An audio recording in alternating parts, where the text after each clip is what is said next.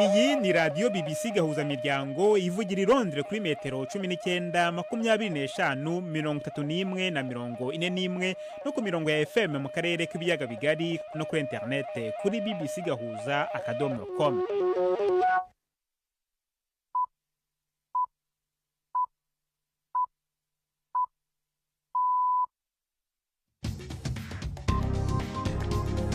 Ubu ni saa 10 n'igice ku isaha mpuzamahanga ya GMT, ni saa 12 n'igice ku isaha yo mu Rwanda no mu Burundi. Muri studio muri kumwe na Jacques Niyitegeka. Izi ni ingingo z'ingenzi zigize aya makuru. Umuryango ufasha bari mu kaga w'abaganga batagira imipaka MSF watanze impuruza ko hari ikibazo gikomeye cy'ubuzima mu karere ka Darfur y'Epfo muri Sudani. Bamwe mu rubyiruko rw'Abanyarwanda bagiye kwiga mu bihugu byateye imbere mu buhinzi baravuga ko bashaka gufasha mu kuvugurura ubuhinzi mu gihugu cyabo babwinjizamo ikoranabuhanga kandi bugakorwa by'umwuga. Mu Burundi abashinga mateka baravuga ko batewe umutima uhagaze n'ingene gisata cy'ubutare kimaze imyaka myinshi kidatanga umusaruro ushobora guteza imbere igihugu.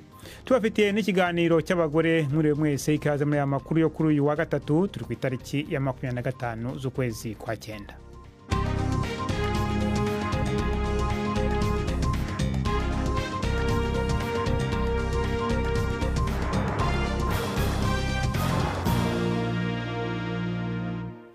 Aya makuru ku buryo burambuye ni mu kanya. Prime ndi ku magenge amaze kutugezaho muri make amakuru y'ingenzi avugwa hirya no hino ku isi. Umukuru w'ingabo za Israel Herzi Halevi yavuze yuko ariko haraba imyiteguro y'igitero cyo hasi gishobora kuba muri Liban, ariko aragendera ingabo mu buraruko bwa Israel. Lieutenant General Halevi yavuze yuko indege zizoguma zigabanya ububasha bwa Hezbollah mu gutegurira inzira ingabo zo hasi mu kurondera ko bahunze ingo zabo bazisubiramwo. Israel yahamagaje izindi brigade zibiri z'abasirikare b'intega bizoza. Israel yagavye ibindi bitero vyinshi vyo mu kirere kuri Hezbollah vyica abantu barenga 50, abandi amajana barakomereka. Igisasu ca misile cyo mu bwoko bwa balistike kiri mu bigwanisho vyarashwe muri Israel na Hezbollah. Umushikiranganje wa Liban ajeje imigenderanire avuga yuko abantu ibihumbi amajana 5 bamaze guhunga ingo zabo mu manuko bwa Liban. Eva Homsi akorera ishirahamwe ritegamiye leta rifasha abari mu kaga ari i Marjayun mu ntara y'ubumanuko bushira ubuseruko bwa Liban yabwiye BBC uko ibintu vyifashe aho hantu. Gatera kamera nk'akarere kahariwe ivomo. Kuva abantu batagishobora kuva muri Marjayun, nta bintu byangombwa bigishikayo kuva kuwa 22 z'uku kwezi kw'icenda. Nta miti, nta mfashanyo y'ibifungurwa, abantu nta kazi bagira, nta buryo bagira, nta mafaranga bafise, nta mahera bafise mu minwe yo gushobora kwironsa ibyangombwa n'ubundi bufasha bakeneye. Hagati aho ONU nayo ivuga yuko abantu hafi ibihumbi 90 bamaze guhunga ingo zabo kuva ku wa mbere. Rimwe mu mashirahamwe atanga imfashanyo mu bumanuko bushira ubuseruko bwa Liban rivuga yuko uruja n'uruza rumeze nabi cyane ku buryo benshi badashobora gushika iyo baja bakaryama kwibarabara atavyo kurya kandi batagira ico bifuka. Umukuru wa Norwegian Refugee Council Jan Egeland yabwiye BBC yuko Beirut yarengewe n'igitigiri c'abantu baguma bashika. Egeland yavuze yuko ishirahamwe ryiwe ridashobora kuronka ivyo abo bantu bakeneye mu gihugu aho igice kinini c'abantu bari basanzwe ari impunzi. Prezida wa Ukraine Volodymyr Zelensky yongeye gusaba ibihugu gushigikira ivyo abona kubwiwe byoshikana ku mahoro yuzuye kandi atawarenganya. Mu ijambo imbere y'inama ya bose ya ONU i New York yagabishije abozana izindi nzira, avuga yuko atakindi ataruguha Prezida Putin urubuga rwa politike rwo kubandanya intambara. Zelensky yavuze yuko yavuze ibihugu nk'Ubushinwa, Brazil n'ibindi yibaza inyungu yavyo nyakuri izarizo. Yavuze ko Ukraine itazokwemera guhatirwa kuri kahise k'ubunyamaswa bw'ubukoroni. Aya makuru mwumva na ya BBC. Igipolisi ca Kenya kiragirizwa gukoresha inguvu z'umurengera mu myiyerekano yabereye ku nyubakwa y'inamashinga amateka hari ku itariki ya 25 mu kwezi kwa gatandatu. Amnesty International ivuga yuko batandatu mu bari mu myiyerekano bishwe abandi amajana bagakomereka inyuma yaho abapolisi barasiye amasasu y'ukuri. Iryo shira hamwe riharanira uburenganzira risaba ko haba amatohoza y'ubucamanza kubyo ryita uguhonyanga vyeruye uburenganzira bwa zina muntu. Inkuru ya Richard Kagoye ari Nairobi mu yumva mwijwi rya Jean-Claude Mwambutsa. Iperereza riherekejwe n'ubuhamya bw'ababibonye ndetse n'ubucukumbuzi bw'amashusho bishinja igipolisi cya Kenya guta muri yombi abantu barengana ubushimusi no kugaba ibitero ku bakozi bo kwa muganga. Icyegeranyo kivuga ko bamwe mu bapolisi bambaye ibintu bibahisha amasura kandi bagendera mu modoka zidafite ibyapa biziranga barashe kubigaragambya. Igipolisi kiranengwa kandi kuba kitarashyizeho ingamba zigamije korohereza abigaragambya cyangwa zagabanya umubare w'inkomere n'iyangizwa ry'imitungo, kandi abigaragambya bari baratangaje mbere ko iyi myigaragambyo izabaho. Abategetsi ba Kenya ntibaragira icyo babivugaho. Abantu basaga 50 biciwe muri iyi myigaragambyo yamaze ukwezi yamagana umushinga w'itegeko utaravuzweho rumwe wo kuzamura imisoro. Ibihugu bigize ishirahamwe rya Buraya vyemeje kugabanya urugero rwo gukingira imfyisi. Iyo ngingo yazanywe n'urwego rutwara ishirahamwe rya Buraya izotuma ivyo bihugu biva ku rugero rwaho cazira gukomakoma imfyisi, izotuma vyoroha guhiga ivyo bikoko. Urugo rwego ruvuga yuko iyo mpinduka yari ikenewe kuko imfyisi ziguma zigwirirana zikaba zishobora kubangamira ibitungwa kandi hakongerekana ivyago vy'uko zihura n'abantu. Abagwanira kubungabunga inyamaswa biyamirije iyo ngingo. Imfyisi z'umuyenzi zarahizwe gushikaho zihakwa guhona iburaya, ariko ubu ibitigiri vyazo vyarongerekanye gushika ku bihumbi hafi 20 mu bihugu nka 20 nyene. Izinga rya Taiwan ryongereje gutezurira kwinjiza ivyo kurya biguriwe mu Buyapani. Ingingo yo kubibuza ikaba yari yafashwe inyuma yaho uruganda rwa nucleaire rwa Fukushima rugiriye isanganya mu bihumbi 2011. Urwego rugenzura ivyo kurya n'imiti muri Taiwan rwavanyeho ingingo yabuza kuzana inyama, ibizinu n'imboga zo mwishamba biva muri Fukushima no mu ntara zine vyegeranye, gusa bitegerezwa kuba byabanje gupimwa ko atamishwarara y'ubumara iri muri vyo. Kundwi heze Ubushinwa bwaremeye kugenda buratezura buke buke ingingo yo kubuza kugurira Ubuyapani ivyo kurya biva mu mazi. Ingingo Ubushinwa bwafashe mu mwaka uheze aho Ubuyapani butanguriye kurekurira mw'ibahari amazi ayunguruwe yo mu bisigarira by'urwo ruganda. Ingingo nk'iyo yafashwe n'Uburusiya yo iracahari. Jacques urakoze Prime ndi kumagenge kuri yo ncamake y'amakuru.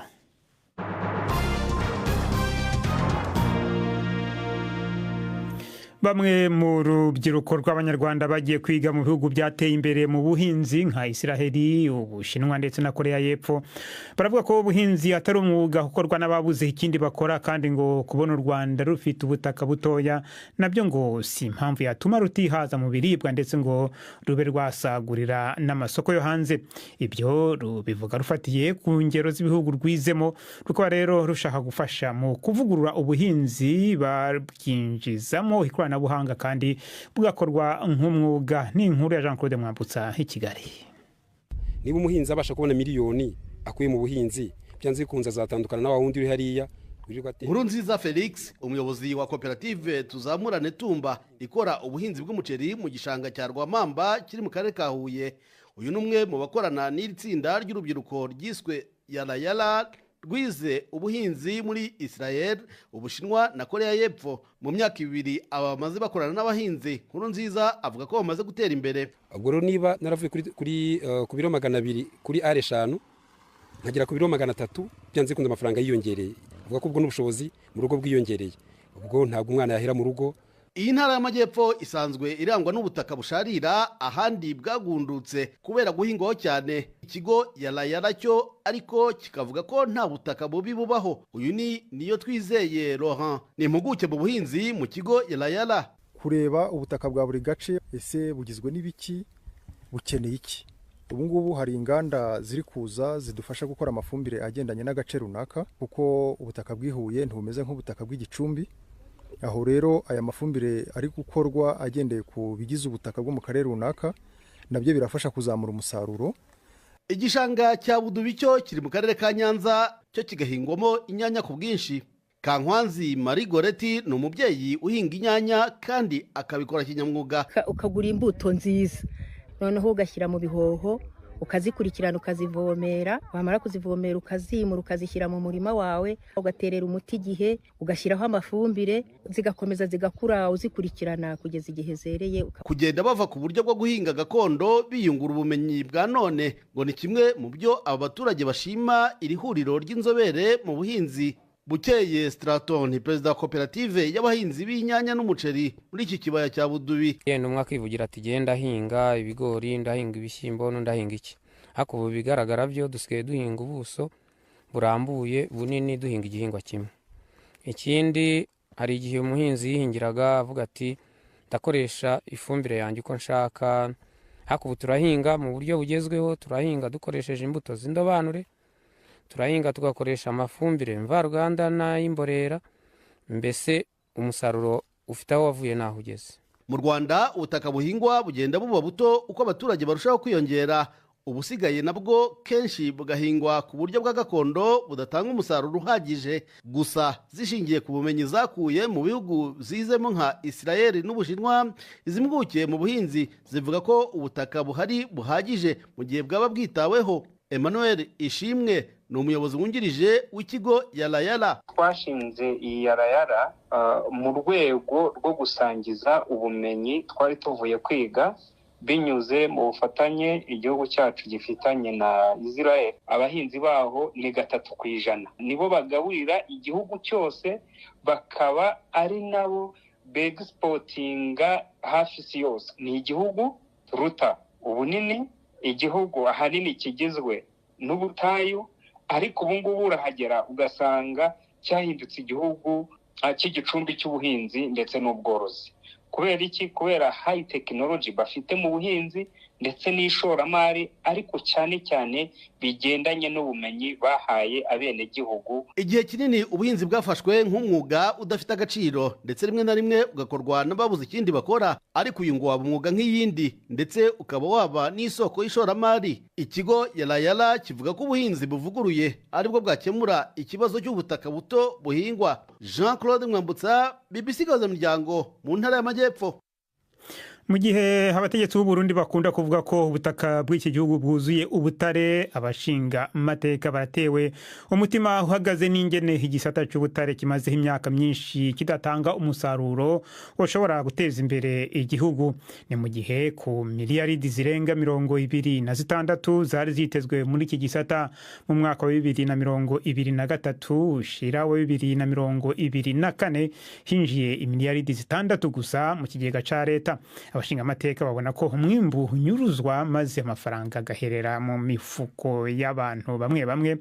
Aya makenga rero bayashikirije kuri wa gatatu igihe abashikiranganje babiri w'ikigega ca leta n'ubujejwe ubutare bari baramutse bishura ku bibazo bijanye n'iki gisata. N'inkuru ya Gildas Yehundi Mpundo. Abashinga amateka bagerageje gutahura iyo uruhombo n'abanyanga birangwa muri iki gisata bituruka. Bagarutse no ku myidogo ya bene amakoperative acukura ubutare, bavuga ko inzego z'igihugu zibashorera ku dufaranga tw'intica ntikize.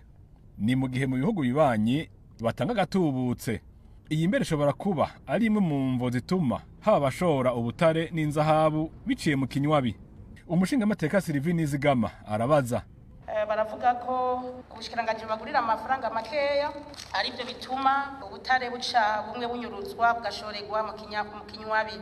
Mbega mwoba mwararavye ko kubagurira make bituma leta yunguka, canke ko kubadugiriza prix bigatuma butagenda hanze, ko arico cotuma leta yunguka cyane gusumba?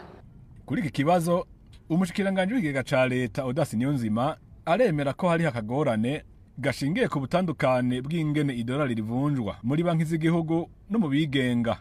Abashora bo hanze iyo baje bigurishije hanze ku madovize yabo bayazanye baca bavunja kuri marché noir. Abati naho rero hari iyo desikiribre ituma abantu baca batwara ibintu mu kinyegero bakemera gushora mu misho kugira ngo bakunde baronke yaje dushanje yo kuri marché noir. kumva ko intambara ari nyinshi kugira ngo ibintu bishobore kuja ku murongo. Iyindi ngorane yavuzwe ko cane ijanye n'ingene ikigo ca leta kijejwe kwegeranya amakori n'amatagisi OBR kitamenyeshwe ibijanye n'ingene inzahabu zishorwa n'amafaranga avuyemwo ntikiyamenyeshwe.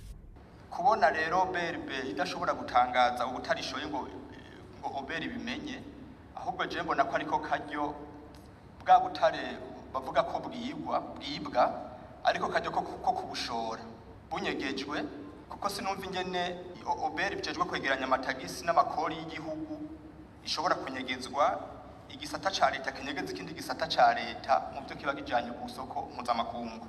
No ngaha Odasi niyo nzima rishura. Mutero BRB yajemo gute?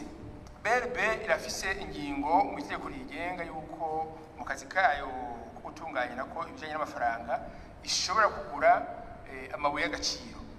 Amabuye y'agaciro ibanke nkuru nk'izindi banke centrale zose bikunda kugura ni inzahabu.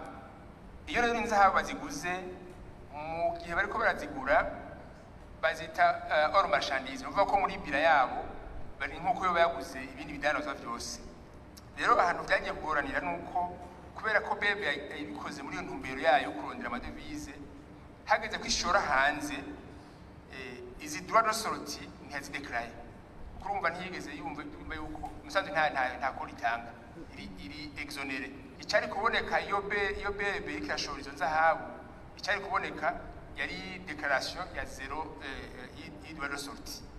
Ngo baro bakora ko bari mu mushuhira kugwana n'intambara yo kugwiza amadevize, barazegeranya bagasha bashora, bagasha bazana amadevize bagashira muri makonti ya banki.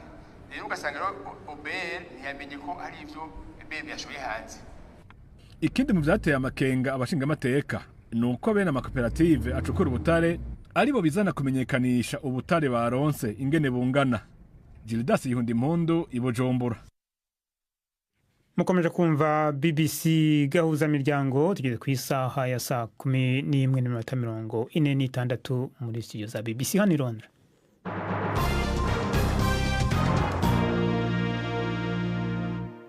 Umuryango ufasha bari mu kaga w'abaganga batagira imipaka MSF watanze impuruza ko hari ikibazo gikomeye cy'ubuzima mu karere ka Darfur y'Epfo muri Sudani. Mu cyegeranyo cyawe gishya uwo muryango uvuga ko hapfuye abagore batwite, abamaze kubyara n'impinja bose hamwe bagira ku 114 hagati y'ukwezi kwa mbere n'ukwezi kwa munani, mu gihe abana ibihumbi n'ibihumbi bugarijwe n'inzara. Ni inkuru ya Ian Wafura mugezweho na Yvette Kabatese. Umuryango w'abaganga batagira umupaka MSF wemeza ko abagore batwite, ababyeyi ndetse n'abana bakivuka bapfa bazize ibibazo by'ubuzima bishobora kwirindwa kubera inzego z'ubuzima zazahaye muri ako karere. MSF iragira inama impande zihanganye gushyira iherezo ku ntambara, cyane cyane kwibasira abagore n'abana, kandi sikemera ko imfashanyo irengera ubuzima igera ku bahunze. Icyegeranyo kirahamagarira kandi umuryango w'abibumbye ONU gufata ingamba zihuse kugira ngo hatazagira abandi bapfa. Ibi bije nyuma yaho ibitangazamakuru byaho bivuga ko kuwa kabiri ingabo za Sudani zateye ibisasu ku kibuga cy'indege mu majyepfo ya Darfur. Ibyo bisasu ngo byaba byari bigambiriye indege zitwaye imizigo igemurirwa umutwe wa gisirikare RSF uhanganye n'ingabo za Sudani kuva mu kwezi kwa kane umwaka ushize. Kugeza ubu intambara hagati y'abo bavandimwe imaze guhitana ibihumbi by'abantu ndetse ababarirwa muri za miliyoni barahunze. Inkuru ya David Wafura mu ijwi rya Yvette Kabatese.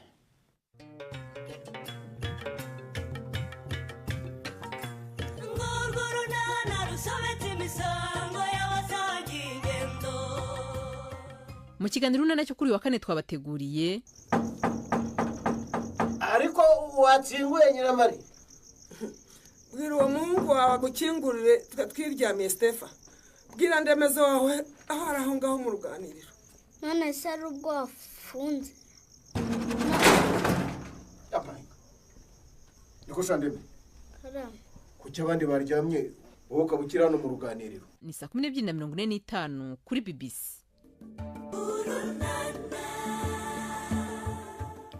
Ubu noneho ni umwanya w'ikiganiro cy'urubuga rw'imikino mugezweho na Yves Bucyana. Imikino kuri BBC gahuza miryango. mwireho neza abateze amatwi BBC. Amakuru y'imikino aribanda mu Bwongereza. Ikipe ya Manchester City yemeje ko umukinnyi wayo hagati Rodrigo yagize imvune y'ivi ubwo yavunikaga ku cyumweru City iri gukina na Arsenal. Rodrigo yavuye mu kibuga ku munota wa 21 w'umukino amaze kugongana na Thomas Partey. Umutoza wa Manchester City Pep Guardiola yatangaje ko Rodrigo azamara igihe kinini hanze y'ikibuga, ariko ntiyatangaza neza amezi umukinnyi azamara adakina. Rodrigo ni umwe mu bakinnyi bashobora kwegukana igihembo cya Ballon d'Or ukwezi gutaha gihabwa umukinnyi mwiza ku isi. Nkabibutsa ko ari we wegukanye igihembo cy'umukinnyi mwiza w'irushanwa ry'igikombe cy'uburayi cy'ibihugu ikipe ya Espagne yegukanye itsinze Ubwongereza ku mukino wa nyuma.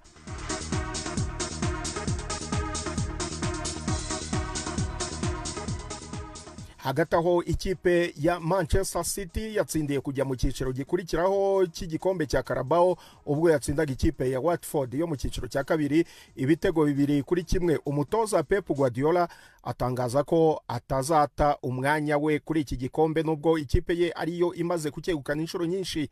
Mu yindi mikino yarayibaye, ikipe ya Chelsea yaraye isezereye Borough yo mu cyiciro cya kane itsinze ibitego 5-0. Leicester City ikina na Walsall yo mu cyiciro cya kane yo yahatswe kuko yayikuyemo kuri za penalty nyuma y'amakipe yombi kunganya 0-0 mu minota 90. Ikipe ya Aston Villa yasezereye Wycombe yo mu cyiciro cya gatatu itsinze 2-1. Uyu munsi Arsenal iramanuka mu kibuga gukina na Bolton Wanderers yo mu cyiciro cya gatatu, naho Liverpool ihure na West Ham.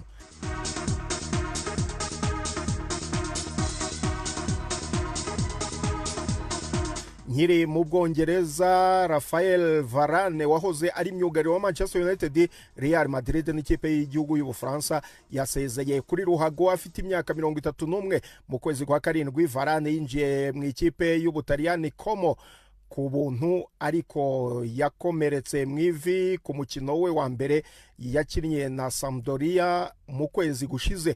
Uyu mukinnyi ukiri inyuma avuga ko azaguma muri iyi kipe mu bundi buryo atari umukinnyi. Varane yatangiye gukina ari mu ikipe ya Lens yo mu Bufaransa, ariko yamazemo shampiyona imwe gusa mbere yo kwerekeza muri Real Madrid muri 2011.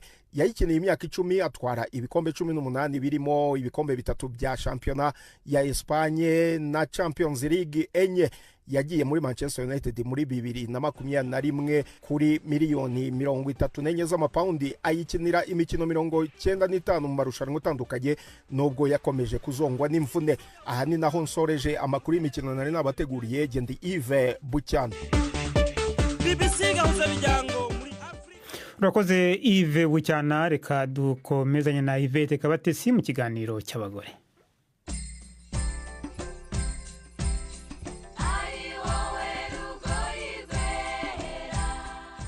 Rose Iradukunda ni umugore ukora umwuga wo gutunganya imisatsi ariko akibanda mu gusuka. Uyu ni umwuga wiganjemwo abari n'abategarugori benshi, ariko Rose ukora utuvideo turi mu rwenya anyuza ku mbuga nkoranyambaga yemeza ko turi mu bituma abona abakiriya benshi. Twamusanze aho akorera uwo murimo i Gikondo mu mujyi wa Kigali, aho yise Kigali Braids.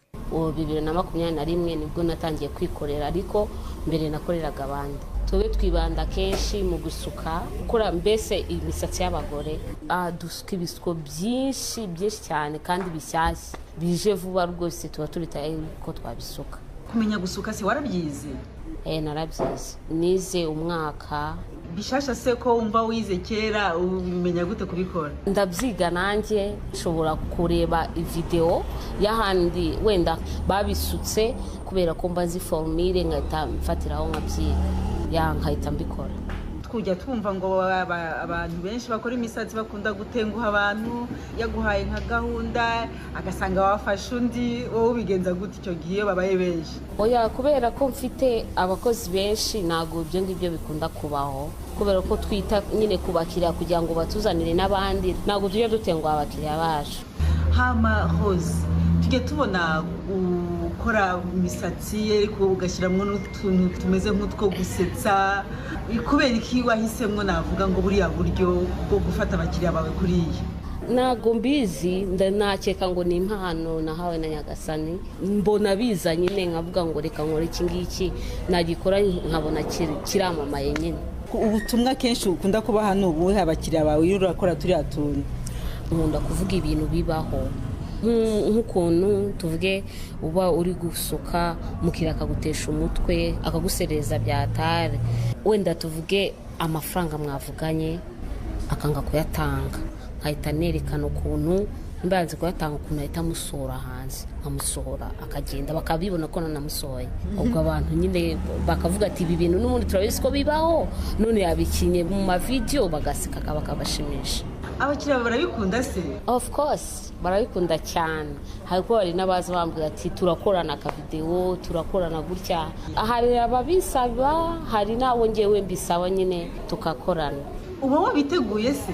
Oya, nagomba nabiteguye ariko hari igihe mbona umuntu nyine nuko dusanzwe tuziranye nkahita mvuga ati reka dukorane, nawe yabyemera tukabikora. Bamwe mu bakiriya twasanze Rose ariho asuka baratuganirije. Nitwa Tina. Waje hano kwisukisha? Yego. N'ubwa mbere uje muri iyi salon? Yego, n'ubwa mbere mpaje. Nakurikiranye utuvideo twe agenda akora, mbona arasetsa cyane, mbona n'ibintu basuka ni byiza, ndavuga nzajyayo nanjye bankorere. Bagiye kuntera agaplante hejuru. Aplante ni ya misatsi y'imiterano? Yego. N'ubwa mbere uje hano? N'ubwa mbere. Kandi hano nahacaga ariko ntabwo nari nzi ko bakora imisatsi. Ubwo rero bitewe n'uko twabirebye kuri TikTok twanana byiza nahise mpitamo kuza. Nyine nagize n'amatsiko yo kugira ngo menye n'ababikora bari bo, ariko nanjye bari bunkenere nanjye ndebe. Rose agomba kunkorera turato nabonye akora nyine nanjye nkagenda nishimye. Rose Iradukunda ukora uyu murimo wo gusuka akanategura utu video dusetsa, avuga ko hari icyo bimwongerera mu kazi ke.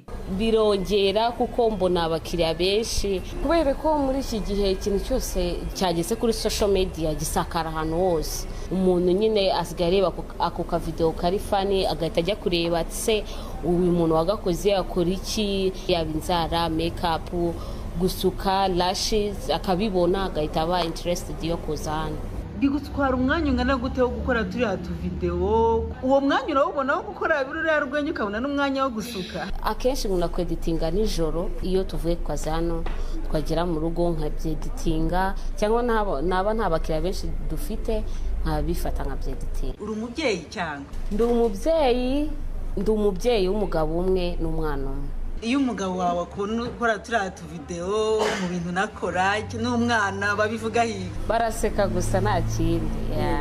Arabyishimira cyangwa akambwira ati hano wari gukora gutya, ubwo nanjye nkamenya ko utanzabikora. Rose kandi avuga ko umurimo wo gusuka yawukundaga kuva kera. Kera nyiri umwana narabikundaga kuko mama bazaga kumusuka mu rugo akambwira ati wamufashije gusoza, noneho nasoza nk'igisiko cy'inyabubiri kigahita gihamuka cyose. So rero umunsi umwe kubera ubushobozi bwo mu rugo, ko mu rugo bonyine batabona amafaranga yo kunyishyura kaminuza, navuga reka ajye kubyiga byamfasha kwiteza imbere no gufasha mu rugo. Hambere aha imyuga y'amaboko benshi babonaga itatunga umuntu, ariko muri iyi myaka ishize iyi mirimo yagiye yitabirwa n'urubyiruko rwinshi rwemeza ko ibatunze, harimo na Rose. Umwuga uwo ari wo wose wakugeza nyine aho ushaka kugera, ko mbasha gukorera abakiriya bose bakaba banjye kandi n'amafaranga nyine nkayabona akinjira ari menshi. Rose Iradukunda ukora umwuga wo gusuka. Ni naha rero dusoreje, muramuke neza. Urakoze Yvette Kabatesi ku kiganiro cy'abagore. Ni nacyo rero gishoje amakuru yacu yo kuri wa gatatu, ariko mbere kubasezeraho nababwira ko umukuru w'igisirikare cya Israeli yavuze ko hari mu kubaha imyiteguro y'igitero cyo kubutaka muri Libani, akaba ari igitero ngo kigamije kugabanya imbaraga z'umutwe wa Hezbollah bahanganye.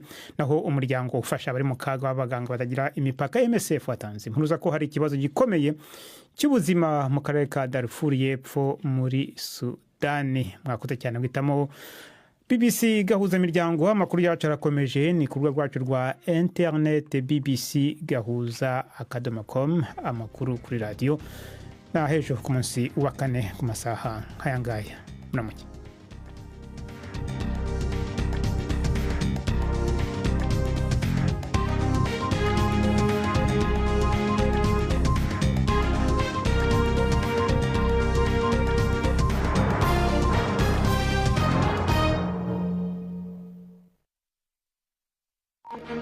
Thank you.